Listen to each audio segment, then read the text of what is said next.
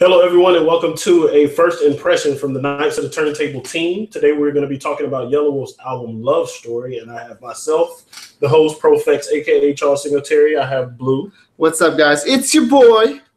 I've got Matt Dean. What up? How you doing? And we've got Madison as well. How you doing? Hey. So let's go ahead and jump right into everyone's experience with Yelawolf, like what you have heard in the past, if you've ever listened to Yelawolf. Matter of fact, we will start with Matt Dean. What's your experience with him, sir?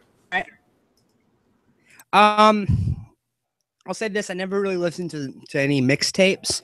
I understand mixtapes is kind of where he shined in the past, and I've never really taken the time because of the specific reason that my experience with his debut, which I think was called Radioactive, was that his debut? Or was it, that's right? Yeah, that's right. Yeah. So my experience with Radioactive is I honestly thought it was straight up trash. I did not enjoy that record in any way, shape, or form. And yeah, there's a couple tracks, if I heard them at a party or whatever, I'd be fine with it, but as a general rule, that's not something that ever ended up into my rotation. So before this, or, I would really not consider myself a Yelawolf fan. I would even go as far as to say a Yelawolf detractor. Like, I would probably go out of my way to stop people from listening to Yelawolf. Okay, I can understand that. How about you, Madison? This was actually my first debut into Yelawolf. I think it's a good place to start. I agree. Yeah. This is a much better place to start than where Matt started. Yeah, Radioactive could very easily turn you off. Yeah, I agree. Blue, how about you? So with me, I with Yelawolf, Radioactive, I didn't really listen to. I wanted to get into trunk music, but I sadly didn't get into that one. Also, I gave that maybe once, but I probably need to go back and listen to it a couple times. I got more exposure to Yelawolf after he signed with Shady, Slaughterhouse, Eminem, and the Cypher, and they had some songs that they released also. So after that point, I kind of appreciated Yelawolf a little bit more, and that actually plays into some of my expectations, which we'll talk about later on. So, may I add one more thing? Go ahead. I will say that I've heard him in some feature tracks, and I can't remember off the top of my head which, but I've heard him featured a couple times and was actually like, okay, yeah, this guy is better than I thought he might be better than I thought he was, or he might just be a feature rapper. Well, for me, first off, Roll Tide, and I say that because not only am I Alabama native and fan, I currently live in San Antonio, but that's where I grew up. But that's where Yelawolf is from as well. So I was kind of closer to his kind of start and everything. I never listened to his old album way back in 2005. It's called Creekwater. I've never listened to it. I started off listening to his mixtape Trunk Music, which was fantastic. Not to be confused with the re-release, which is called Trunk Music 0 to 60, which is not bad, but it definitely went more of a mainstream route versus what the mixtape had. But that's where I started. So I had a lot of interest in them. I was promoting them all over the place and just I was gonna say, don't you have an interesting story about that you've mentioned on the show before about distributing Yelawolf? I didn't even know that I had mentioned that on the show before. But yeah, I remember that. That's why I said something. Yeah, I was working at Best Buy at the time, and Trunk Music was already out, but they were working on the 0 to 60 re-release, if I'm not mistaken. And I was just looking through CDs, and I found a single from Yelawolf for the I Just Want to Party song, which is featuring Gucci Mane. And the song, I'm not a Gucci fan, but the song is actually not bad. But the weird thing was the price on the single was 1 cent, 1 penny, just one. And I went to the register to make sure that that was accurate. And it turned out it was. So I took a quarter out of my pocket and I bought every single one of the singles and I gave them to everybody in the Best Buy store to have one. I actually didn't even keep one for myself. But right, because you could find that track anywhere. Yeah, I already had it. It was just a single just out on the airwaves. And I don't know what kind of error that was or whatever, but I never saw the singles come back into the store, get restocked or anything, or no price change or error. emails or anything. So that was really interesting of an event. But you know, shout out to Yelawolf. I was promoting stuff. Like I was a street team, even though it only cost me $0.25. I was working, man. But Radioactive, as most people came in to listen to him because of the deal he signed with Eminem, was horrendous. I agree. That album was very, very bad. And you could tell that there was a big influence. A big influence mainstream-wise. There was a confusion on the direction for Yelawolf, and there was also a blatant exploitation of the Eminem comparisons between Yelawolf. Eminem and Yelawolf. And it's kind of like what happened with Asher Roth. You know, they had the Eminem comparisons with him, and they tried to exploit that when that's not what Asher Roth is at all. Not at all. They did the same thing. But if you listen to a couple things after that, he did the Slumdon Bridge EP with Ed Sheeran, which has a lot of a sound similar to what this album, this particular album has. He did Psycho White with Travis Barker, which I haven't listened to in its entirety, but I assume that it has a fairly similar sound to Trunk Music, most likely. But we'll go ahead and talk about the album itself now. Blue, why don't you start us off with your impressions of the album and how you felt about it? So with the album, like I said, with my limited exposure to him, I like most of his features, most of everything that I've heard has been a very aggressive approach. And I kind of saw myself kind of copy and pasting that throughout most of the album at first. But once I got through that, I started to be able to enjoy the music a little bit more for what it was. So I mean, as the album went through, I appreciated it more. I was surprised. I was really surprised at how good this album was once you got past the first couple songs. Of course, the opening song, once again, we can get back into that, kind of was a great start. You had a couple songs drop off just slightly, and then it just, from there, it was easy sailing at that point. So, gotcha. I have a question. Matt, you may know the answer to this question. Sure. Is folk hop a thing? It is now. Okay, cool. I was wondering because first half of the album. What'd you say? I was going to say any genre can be a genre. So if we want to refer to it as folk hop, I think that's kind of an accurate description. Yeah, I don't know if that's you can wiki that, but it is now. We're gonna add it to the wiki, but we just made it. It's folk hop. The first half of the album gave me a very folk hop sound, which Slumdon Bridge with Ed Sheeran was similar to it. It would lean more on the folk side though because it had Ed Sheeran in there doing vocals as well. But that's how I felt about the first half of the album, which is to say that I did not dislike that. I actually enjoyed the music. What? Hello? What? What's happening? I don't know what's going on right now. What's going on right now? Oh God, we need to edit this out. I don't even know what's going on. Was that on the screen? Where does that come from? I looked at my machine. There's no weird music's coming here. Are you playing Candy Crush again, Charles? No, not at all. We just got hacked by something. Yeah, that was interesting.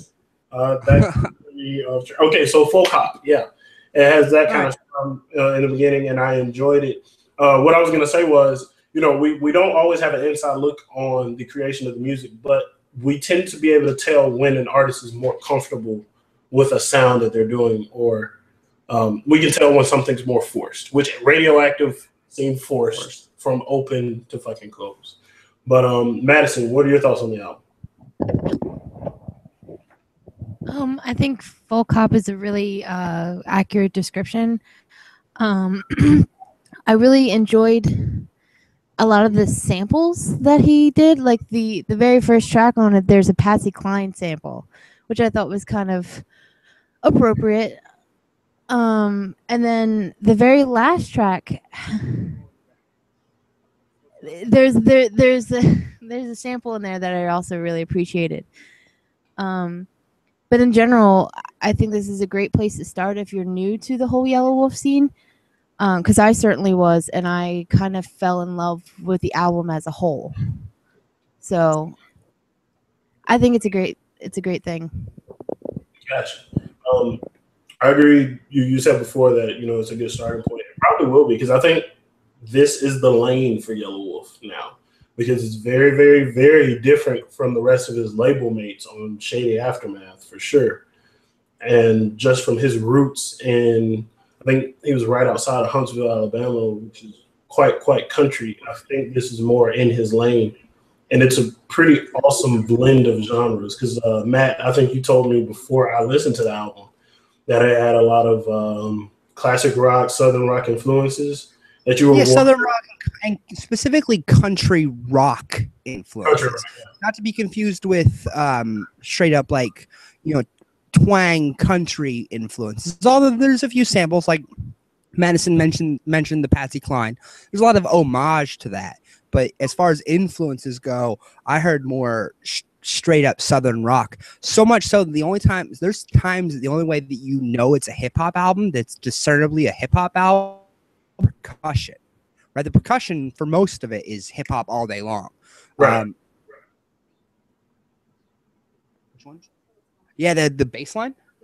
The drum line Until It's Gone, for instance, is a good example of that. Gotcha. I definitely agree. I mean, I think there were a few instances where it wasn't even hip hop at all. No, it was hip hop all day long. I'm not gonna. Well, it was something. It was a blend of. It wasn't any one thing. Like I wouldn't say it's not hip hop, because hip hop is more of a feeling and an embodiment than I think it is a specific. You know, when we think hip hop, we think, you know, 3-4 bass lines and a certain style of percussion and a certain style of beat. That's what we think when we think of hip hop, right? But at its core, hip hop is an embodiment of message and concept, right? Like, you know, basically the 4 branches of hip hop, you know, and this embodies the 4 branches all day, every day. Gotcha. Okay. While still infusing plenty of different styles. Gotcha. So I disagree. I respect that, but I still completely disagree with that statement that at times it wasn't hip hop, because this is a hip hop record. Okay. Before we get into me and your thoughts on the album overall, can we all agree that Yelawolf's singing was surprisingly impressive? Yeah, that comment. Yes. Yeah. I will say this is at times you can hear the pitch correction.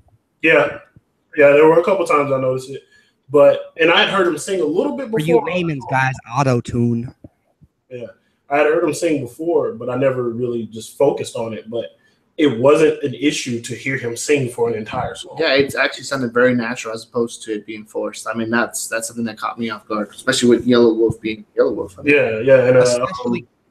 Oh, sorry. I was going to say, Sky's the Limit is one that really surprised me, where I had to go, wait, is that him? And I was like, oh, yeah, it is him. Holy shit. You know what? That's one close to the end, isn't it? Yeah, it is. I actually didn't think it was him either until like halfway. Right. I had to actually go wiki it and make sure that it wasn't somebody else. Yeah. And then after I listened to that song a second time, and I was like, okay, yeah, now I hear it. You know, now I hear it. But at first, you know, I didn't think it was him. Yeah. And shout out to @Beanies on Twitter. He actually said a couple days ago, he was just, I don't know if he was talking about the album, but I know he was listening to the song with Eminem. He said that Yelawolf is underrated as a songwriter, which I never really thought about. But listening to a few of the songs on here, Best Friends has a lot of co-writes, to be honest. Actually, this whole record has a lot of co-writes. Willpower is a co-write on almost every single track. Gotcha. Are you familiar with Willpower at all? Because I am not. I know the acronym. I know I wiki a lot. So I know I've seen, you know, the capital WLPWR a lot. So I know he's enough times that I know he's an industry songwriter and producer. As far as other than his history, his discography, anything that he's done other than that, he's one of those people that the name I come up enough and go, okay, studio musician. Next. You know, like I recognize him as a studio musician. Are there any other names that you recall that he's been affiliated with that we would know? More Eminem.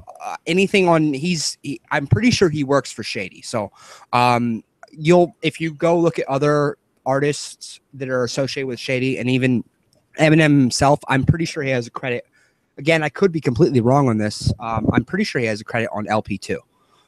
Okay. I can believe that. Again, I could be completely wrong, but so don't quote me. Go look it up yourselves, listeners. But if you look at enough shady stuff, you'll find them. Gotcha. I'm gonna have to look into that a little more, and then also look at the credits for the previous projects, because some of the songwriting in this one is reminiscent of what he's done with Ed Sheeran as well. Which with the stuff that Ed Sheeran, like, you can't really be surprised at higher level. You're saying that's Ed Sheeran and Asheroth? No, Yelawolf. Oh, Ed Sheeran and Yelawolf. And I'm gonna have to go check that out. That seems like after listening to this, if you would have said that before this, I would have gone, huh? But after listening to this, it makes perfect sense. Yeah, exactly. That's why I agree with what Madison's saying about starting here is a good place to start, because if you start with Radioactive, you're in that mindset.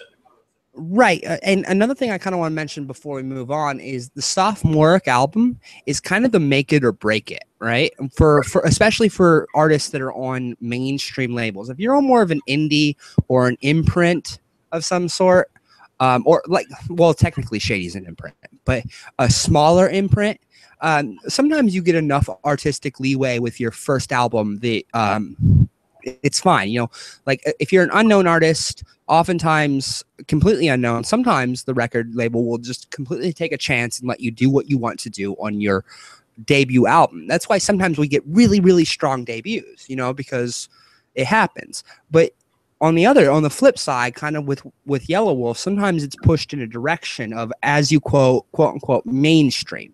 And that can mean a lot of different things, the word mainstream. But in this context, I mean what's popular and format approved at the moment, right? And that's what you kind of got with Radioactive. If that album does well enough, if your debut does well enough and you build up a fan base, on your sophomoric, you tend to get a little more control.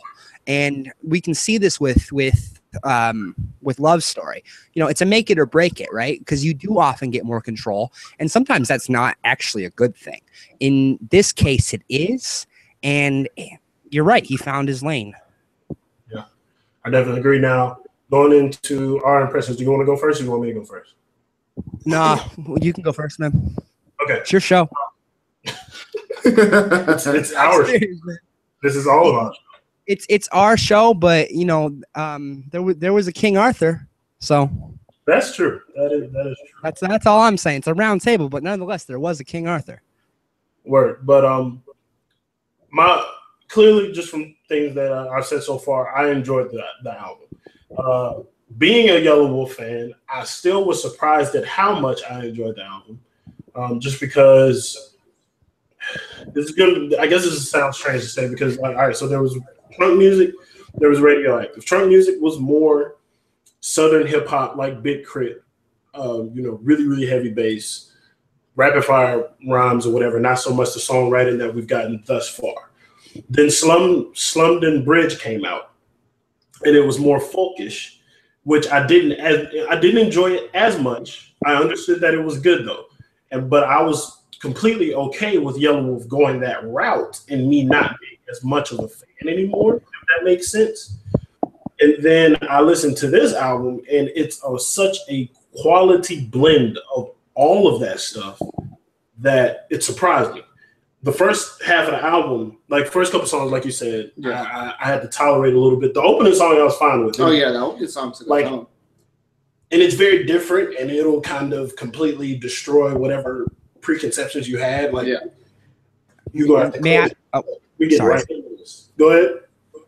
I was gonna say, because I have a slightly discerning opinion on this. You guys said that the opening, the first few tracks, you thought were weaker compared to some of the middle and latter halves of the album. Is that correct? Yeah. Well, not necessarily. I was just gonna say that I did enjoy the second half of the album a lot more. Because I remember we bumped this in the car, right? And I was like, oh, the new Yelawolf's out. And Madison goes, well, we should probably listen to it because they're gonna want to talk about it. I was like, yeah, but I don't wanna, right? And I was like, it's Yelawolf, it's gonna be trash. I really wanted to hate this album, But the first few tracks of the record, in my opinion, from where I was coming from, and that's the beautiful thing about music, we all relate to it a little bit differently. I thought they were so strong that they were so strong that I thought the album was going to drop off. I was waiting for the moment when the album dropped off. Mm-hmm. And it didn't. There are a couple weaker tracks, and some critics have rightfully complained that it's a little bit too long, and we can probably go on to that a little later. But I was waiting for that moment when I had to skip a track or went, yep, there's the trash Yelawolf I know. That never happened. That never happened. Yeah, like, even though I enjoy the second half of the album more than the first, it's not so much saying that the first half was bad. It's just that I prefer the sound that is more prevalent in the second half. Yeah. I'll say American You is my favorite track on the album. American You. That's the third track. That is a really, really good song. It's a great song. And the follow-up of Whiskey in a Bottle with that refrain, that I'm a party in a bottle now, like that refrain, that refrain is beautiful, and that metaphor is fresh. Like he uses some metaphors that are presented in that song are relatively fresh, and they're not cliche and overheard. Like there were some metaphors that I really related to in that song. I agree. Both of those songs are really, really strong. Till It's Gone, which is kind of the single. He has a music video for that, which was a trailer that was linked to this post if you jumped in before we started. That one was really, really good. I enjoyed it more in the context of the album than I did by itself. Yeah. Because imagine that I've been listening to trunk music a lot, and I hear Till It's Gone. I don't know what direction this album is going in. I hear that, and it's completely different from everything else. Right. If you go look at the YouTube comments, there's kind of two trains of thought, especially if you look at them before this album came out. Now it's kind of, okay, this album's good. But you'll look at oh my God, this is the direction. Why is he so country? Blah, blah, blah, blah, blah, blah. Like there's plenty of discerning. There's plenty of opinions that are kind of too preemptive because I think Till It's Gone was the first single he dropped off this record. Yeah. And that was back last year. Yeah, it came before Best Friend. And before what? Best Friend, which Best Friend probably reeled a lot of people back in. But that's only because of Eminem's verse, because Yelawolf didn't rap on that song. And another thing I find interesting about that song, and you can go look this on Genius too. You'll notice that all the Yelawolfs are 8 bars, and then Eminem gets a triple. Yeah, I did. Right. So Eminem is most of that track. Now, mind you, you still hear Yelawolf in the hook, and great, awesome. But that is mostly like Eminem basically controls that track. Mm-hmm. And even though that is true, I think that was a good bridge into the second half of the album. Sure. I don't know if y'all agree with that per se, but that song, I think, is where it ramps up because remember I said that there was a song that I had to keep playing over and over again before I could move on to the rest of the album? Empty Bottles. That was it? No, Empty Bottles, which comes right after that. Okay, because I actually had to listen to Best Friends a couple times. Well, I'd already listened to Best Friends a ton of times before I listened to the album. So I didn't have to repeat that. But Empty Bottles is fantastic. My favorite Brad, I think, is Best Friend. Well, actually, like from Till It's Gone all the way to Tennessee Love. I didn't like Box Chevy 5 as much. That's probably my least favorite song on the album. Yeah, that was after. That was my least favorite as well. Yeah. I actually kind of like that song. I didn't think it was quite as strong as some of the others, but it's not necessarily a skippable track. Like if I listen to the record 20 times, sure, I might skip it. But as far as in context of a one or two, a few listens, I had no problem listening through that track.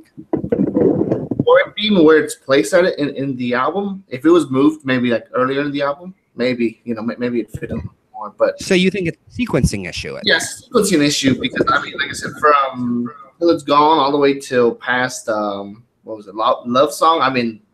Straight. You can listen to that album completely straight through. Actually, after that, even Love Story, Johnny Cash, Have a Great Flight, the whole last part you can just play it through. I didn't think it was necessarily a bad track, but I didn't particularly like Johnny Cash. And maybe it needs a few listens. Maybe it's one of those tracks that'll grow on me. I accept that. But from the first listen, I didn't quite connect to it. Gotcha. Wasn't it? Yeah, Johnny Cash is one of my favorite ones. The one I was playing a lot was Heartbreak. Okay. Heartbreak was a good one for me. Heartbreak is good. What would y'all say are your favorite and worst tracks? Madison, you want to start us off? My favorite is still the last track on the album, the Fiddle Me This, just because it was a nice sum up to the whole album. And after Sky's the Limit and Disappear, which are kind of more melodic and have a very dark, serious tone, it was a nice way to bring back the up tempo of the album. My other favorite was again Till It's Gone, which was the single, which is kind of but no, it's just because I know it's a single and that's how I feel. That's kind of how I feel about American. But still, my favorite is Fiddle Me This. Gotcha. One thing I would like to add about Fiddle Me This is fantastic in my opinion, for two reasons. Not only is it a good standalone track, but it also serves as a great outro. Even lyrically, if you listen to it and you kind of break it down, it is an outro. He thanks Eminem for letting him be himself. It sums up the entirety of the record, which is, this is me being honest, and that's a feeling that I got way before I got to Fiddle Me This. And then once he says it, good art is showing, not telling, right? And I felt like Yelawolf showed me throughout the entirety of the record, and then he told me on Fiddle Me This, which is just kind of summed up, okay, yeah, I'm on the right track. Yeah, I can co-sign that. It was a fantastic outro, and I agree with the build-up of energy was welcome after those two songs, which were a bit of a more somber note. But what are some of your favorites? As I said, Heartbreak was my top favorite of the album. What was it?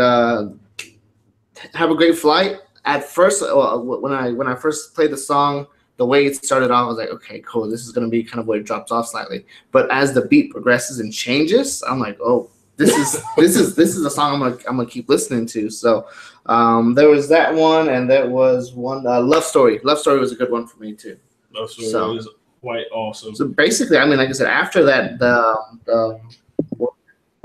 after the first single, from there on, I mean, you can listen to the entire album, but those were my standouts of the album. Yeah, so. And I know Matt's not gonna agree with me on this because of his statements on the first half of the album. But I feel like we would have had a stronger album because we all kind of agree that it was kind of long in general. And I feel like if we were to shave anywhere off of the album, it would be the first few songs.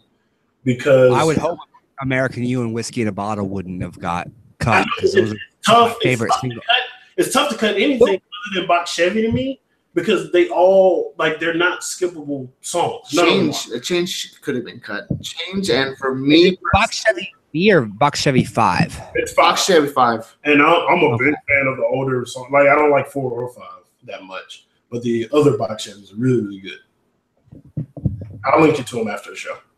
Sure. See, with me, American You is one of those great tracks you could throw in a mix. You might not. It's so strong of a single, and it's designed to be a single, right? It's so strong of a single. I could see that ended up on frat house college mixes all day long. It's one of those tracks that I felt needed to be on the album. It's an anthem. Yeah, it's an anthem song. Yeah, that's true. You know what? A song that I think could have not been on the album, but more of as a bonus or on someone else's album, actually, is Best Friend. Even though that is a very, very strong song for the album and probably very needed as a PR move for the album, I still think that would have been one I was taken out of it for consistency's sake and kind of shortening it. Because if they would have shortened this album a little bit, it'd be even though it's not shorter, it's still up in there for one of the better albums this year so far for me, even on just the first couple listens. But I think if it would have been cut a little bit shorter, it would be even better. they had one track that was about like a minute and 40. Like, it was a short track. That one, like that one, Ball and and Chain. Ball and Chain. yeah, Ball and Chain, Change, and Chevy Box 5 could have been easily cut for me. Gotcha. I actually don't. I would argue that Ball and Chain needs to be in there because it serves. There are no skits or interludes on this album, and Ball and Chain serves as an interlude. What's that skit? Until it's gone, right? Because the theme in Ball and Chain kind of carries on with Till It's Gone. I feel that Ball and Chain actually needs to be in there, or it's appropriate for it to be in there. And that's actually the only song he has, because I'm looking at the list right now. It's the only song that he does not have a co-write on. Ball and Chain? Yes, sir. Yes, sir. Yeah, Ball and Chain. Till It's Gone is him, Washington, Willpower, and a couple other co-writers, Mike Hartnett and Matthew Hayes. Gotcha. Okay. Well, I mean, I guess it's a good thing, even though we think it's long, it's tough to cut songs off. Yeah, so that's a good problem to have. Mm-hmm. So do y'all Which think, makes me wonder how many other songs they recorded that didn't make this cut. If they had to have 18 songs that made the cut, you probably know he recorded like 40 of them bitches. Yeah. So that's a good thing. As kind of a last statement on this, because we got another thing that we have to do right after this. Where do we think that this is going to be commercially successful for him? I hope so. Yeah, that's a tough one. It comes down. I really hope it does. It's a strong record, and I really hope it makes it, because it's a good intro to Yelawolf. They really I personally rebrand. Oh, sorry. They need to really rebrand his entire persona as far as him being on Shady Aftermath, because there is no one like Yelawolf on that record. No, everybody's aggressive, and he with this album, the way it seems like it's a nice kind of laid back kind of album. Yeah, and it's kind of what that label kind of needs. Yeah, and honestly, there's no one in hip hop that's doing this on a prevalent stage either. So that's kind of a good place for Eminem to push him to, and maybe that's what they're doing with this album. It's a niche, and with niches, I mean, you can get enough you can capitalize people, on that. Like with me, I just hope that this sells like 40 to 50,000 at the least, because under that, I know it's considering that we hadn't heard any Yelawolf for the longest time, and he just pops out with an album, quality album, quality album. It's just Charles. I would bet you $5 this goes at least gold. Wait, what? I would bet you $5 that this goes gold. Best friends could help. I mean, gold. That's 100K. You think that this will sell 100,000? I'm not going to bet against that because I don't. Yes, sir. I think within the first 6 months. I will even caveat that and say within the first 6 months, this will opening week. No, but within the first 6 months, this record's guaranteed to go gold. Gotcha. Maybe platinum, but that's to be seen. Yeah, man, I'm not betting against you because I want it to do those things. I just don't know if it's will. Platinum, I'm pretty sure. Platinum within maybe a year or two. It'll take some. I feel that if it goes platinum, it'll take some time. But I feel like this is one of those albums because it has so many strong tracks. It could be one of those albums that just sits there for a kind of continues to gain steady sales. Kind of like what we saw with Matchbox 20, You or Someone Else Who Looks Like You. That took a long time to go multi-plat, right? That was an album that consistently for a long time garnered sales. I feel like this album has the potential to do the same thing. But until he releases another album, this album will continue to bring in slow but steady sales, and slow but steady sales will eventually get you plat.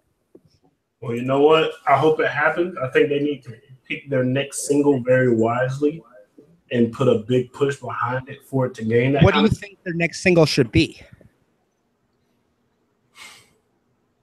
I'm very biased on that one. I'm Heartbreak. That's fine. You say Heartbreak because it's very Eminem-esque. Like if you listen to it and you hear it, it's like. Yeah, I see that. I can see that. And that one wouldn't be too far off from setting people into the mindset of what the overall album is. Because though I love Empty Bottles, I wouldn't want that as the single because that sound is not what the album is entirely. So I don't think it would help to sell it very well. But Heartbreak actually would be a good one. But American You, though, you did point that one out. That already is a single. It's actually considered a single? Yes, sir. Yeah. Okay. Does he have a video for it yet? Do you know? I think, yeah, actually he does. I know that for a fact. All right, well, that's good. So that's American You, Till It's Gone, Best Friend. I'll go with Heartbreak. I actually co-sign that one. Yeah, I'll say Heartbreak. I think Heartbreak. Madison? I'm partial to Love Story. I like that one, but I'm Heartbreak probably is the standout and good introduction.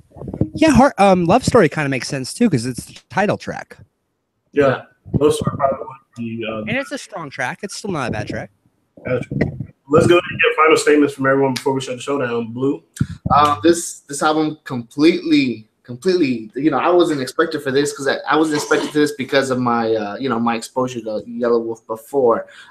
It's funny because that's kind of what I liked before, but if you listen to most of the album, it's kind of a laid back, calm Yelawolf, and I enjoyed it. I appreciated that a lot more. Like I said, the opening song kind of caught my attention because of, if you compare the opening track to everything else, it's a complete difference. Yes. It's a little more funky to me. Okay. Personally. Gotcha. So, but yeah, I mean, this album's going to be one I'm going to go buy. Yeah, I'm going to buy a physical copy. I'm going to go support this. I'm going to buy a physical copy, which going into this, I paid for my Google Play, so I was like, I'll just download this and I'll be good to go. But now I want a physical copy of this. I got to support for sure. I went from buying like 17 penny copies of this single. Now I get to buy the album for real because I did not buy Radioactive. I just streamed that bad boy. F that. Madison. As a whole, I think the album is a great direction for him as an artist to go because it is a very underserved genre, I guess. That whole folky hip hop influence, and there's a lot of influences on the album that I really think could go cross genres, can appeal to a large array of people. So I really hope that this does well. And as I said, it was my intro to Yelawolf, and I'll be definitely looking into some of the other products he's put out. But as a whole, I really, really enjoyed it, and I hope it does well. Awesome. Matt Dean. All right. So one thing I really hated about Radioactive is I felt they played the redneck image too much. You're supposed to be a redneck Eminem, man. Yeah, that's kind of what I felt like. They were playing him as a redneck Eminem. And that's not something that I had a really hard time relating to that. And while there's still some, hey, yo, here I am, I'm a redneck. In this album, it doesn't come off it doesn't come off too strong. And even in the he mentions Christ and Jesus a lot, and God a lot. And as an agnostic atheist, that's sometimes that's a turnoff.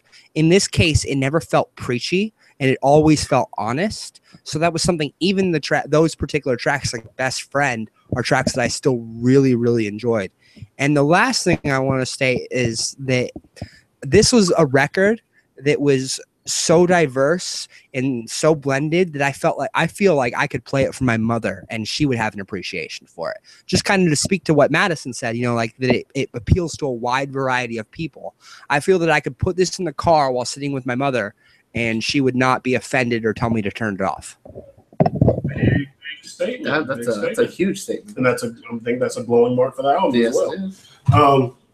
My last words on it, it's going to be in rotation for a while, which my rotation is getting absolutely obscene because 2015 has been really consistent with good releases worth listening to a few times. There's still some in my backlog I need to finish, like Earl Sweatshirt and Action Bronson's, which the parts that I've listened to were good.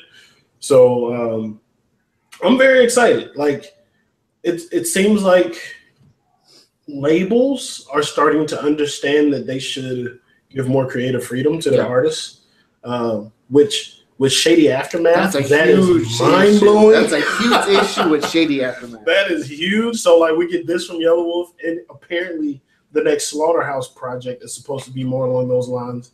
Yes, we Please, are hoping and praying. But I truly enjoyed it. I'm going to listen to it directly after this, probably during the meeting that we're about to have. But, yeah, I'm very glad that it came out this way, and I hope that you're right, Matt, and I hope it does go gold. I hope it goes platinum. I almost guarantee you it'll go gold. I'm not sure about plat. Give it 6 months, it'll go gold. Guaranteed. If it goes, I want it to go gold because I want more music from Yelawolf like this. 100K, I would be surprised if this doesn't sell 20, 30 in the first week. Well, see, that's why I was saying 40, 50 or so is what I wish would happen in the first week. But 20 or 30 is probably more likely. Yeah, but consider give it 6 months. Like I said, this album is so consistent that I feel like it can keep bringing people in. Word of mouth. Yeah, exactly. A word of mouth. If you get, let's say you do 30,000 in the first week and you do 1,000 a week for the next year, you're still close to gold. It's true. Like eventually, I almost guarantee you this will go gold sometime. Well, keep in mind that it came out on the 21st. But it only came out digitally on the 21st, so we'll probably get physical soon. So probably next weekend we'll have a very solid look at how it did stream-wise and physical sales as well. So fingers crossed that it does well and we'll get more. But this has been Nice at the Turntable. If you look at this on YouTube after we are done recording, there's an annotation in the top right if you'd like to donate and support the Koalition so we can keep doing podcasts like this with the team because we do not do this and get paid for it. But we would like to continue to keep doing it and adding things to make it even better every single week. Also, tune into the actual Nice at the Turntable podcast, which you will see on the site every single Friday. And we look forward to interacting with everyone. We should have a few more first impressions coming soon because albums have been coming out. All of a sudden, no early release date announcements just dropping out of thin air. So you'll see us on here again very, very soon. But thank you, Charles. Yeah. Just for our viewers and our listeners, I think it would be fun. You want to make a bet, an actual bet? I'll bet you a record of your choice that it goes plat or it goes gold in the first 3 months. No, because I'm not going to bet against the Alabama artist. Now, if you want to take, well, now because I'm so confident it will. But now, Blue, would you like to get on it? You want to bet? Let's go album for of it. your choice. Might as well. Yeah, that's fine. I mean, it's just an album. Yeah. All right, so album of your choice. I think it will go platinum in the first gold in the first 3 months. You do not. In the first 3 months? Oh, well, so it's going to go gold eventually. In the first 3 months, I don't think so. I think it'll be at maybe 8 in the first 3 months, but not gold. First 2 months. Ooh. You take that bet? I'll definitely take that bet. What? Take that bet first 8 weeks. Yeah, hey, go for it. Big statement. All right. Well, that has been the show. The bet is on the table. You'll hear results. $10 bet on the table. All right. And see you all later. Goodbye. All right.